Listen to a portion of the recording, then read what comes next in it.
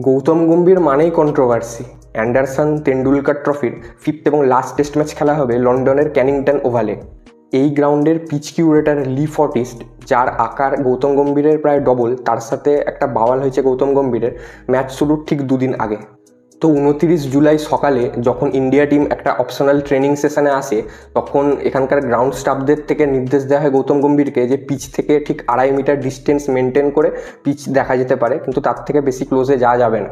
সেইটা শুনে গৌতম গম্ভীরের মাথা হয় গরম এবং লি ফর্টিসের সাথে সে রীতিমতো আঙুল দেখিয়ে তাকে ধমকায়, এবং ধমকাই বলবো।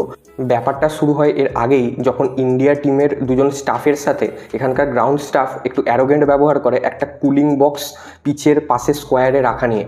তো এখানে একটা মতভেদ বা দ্বন্দ্ব আগে থেকেই শুরু হয়েছিল, এবং তারপরে এই 2.5 মিটারের ব্যাপারটা নিয়ে গম্ভীরের মাথা হয়ে যায় গরম।